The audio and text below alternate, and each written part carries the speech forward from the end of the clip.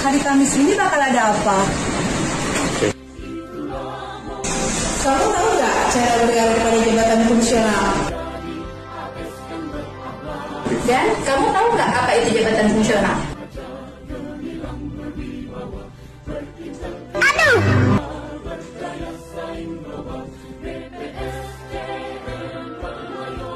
Kami penggerak pembangunan ASN berakhlak yang mendukung dan mensukseskan webinar series 2.